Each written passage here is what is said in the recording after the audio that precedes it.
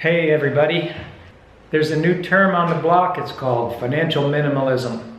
Now, through the years and all this time, folks in the FIRE community really have it together. You know, they have good goals. They want to be financially free. They want to be free. They want to have time freedom, all these things they want to do with their time rather than just work, which is an excellent goal. But part of that is to be frugal. It's always been all about being frugal. Even the fathers of look, saving and investing, it's not new. I mean, Benjamin Franklin did it in the 1800s, whenever it was. He started the business and invested in real estate. This day and age, the internet the way it is, there's a lot of info out there and there's things that people are talking about. And it's always been, this day and age, about frugality. And frugality is all about spending less money on things you need, maybe not buying anything that you really don't need, and that kind of thing. The terms I like to use is PIFY, and PIFY just stands for Professional Industrious Frugalist,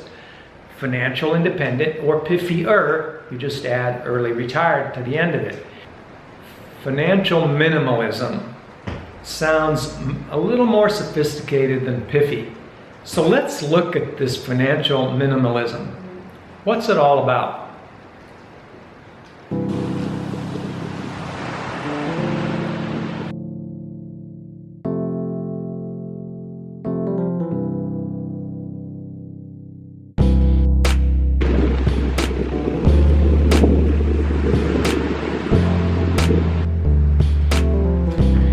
One way to make things sound a little better, although they're pretty much about the same, is to change the meaning of words. And financial minimalism is one of those words. The words themselves don't really tell you anything until somebody explains them. And in some circles, it's explained away as really the definition is the same as frugality, in the sense that you don't spend money on what you don't really need, and when you do spend money, you always look to make sure you get the best value. In other words, you get the best deal, and if it brings enjoyment, then you should spend the money on it, but again, always by getting the best deal and make sure you're getting the best value. How is that not frugality? It's just a spin on frugality. Frugality is one of those words that probably needs to kind of go to the wayside. Financial minimalism sounds more chic, more contemporary, more sophisticated, and it's fine with me. Here's what I don't like about financial minimalism, though.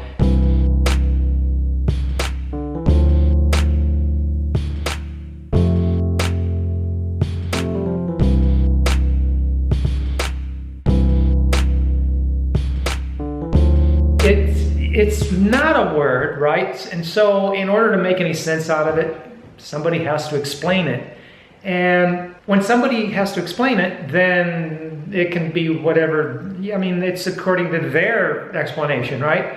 But when we look at the words themselves, for example, minimalism comes from the word minimal. The definition of minimal is very little. We see this in the minimalist movement. People have very little. It's not a judgment. It's a way to achieve a lifestyle that brings satisfaction to some people, especially people that like to be flexible and mobile, or mobile, as some people say.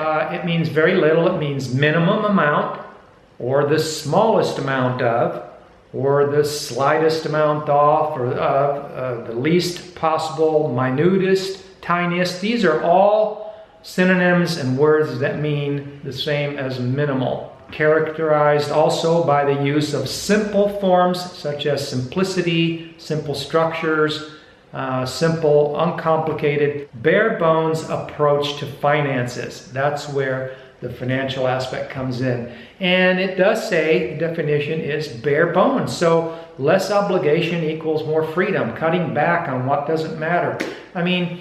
It's all part of the same picture.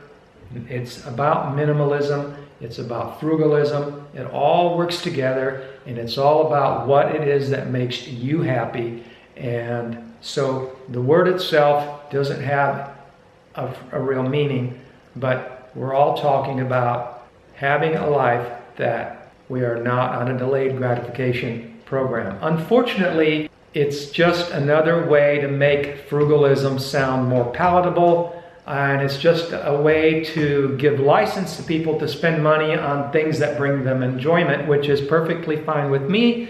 And if you're getting the best deal on it, great. Unfortunately, that is very vague. It could easily, become a situation where, well, you're just not really able to have any boundaries on that, and other than make sure that you're getting the best deal. So what do we do with it? Well, it's just another terminology that we can use instead of frugalism, and with that, I welcome the terminology. And the bottom line here is to have a life that makes sense to you, to put away the investments, the amount of money that you want to put away in such a way that you are not on a delayed gratification program. Because if all this is just a way to make us feel better about spending money, if the financial minimalism is a way to give us license to spend more than we really should be spending, to make us feel better about spending, if we have the ability to, spend less than we make and be sensible about our money and have investments and live a well-balanced life where we do some work that's meaningful, where we enjoy the fruits of our labor, where we enjoy our families, we enjoy our freedom. As long as we can say that we have all those, then by all means, financial minimalism is fine, frugalism is fine, piffy is fine. The bottom line, it comes down to, are you really happy, or are you deluding yourself into believing that it's okay to put your life off for the foreseeable future in order to, because of this carrot that's at the end? That's really what we need to be thinking about and focusing on, and not feel-good terminology that doesn't really mean all that much to us.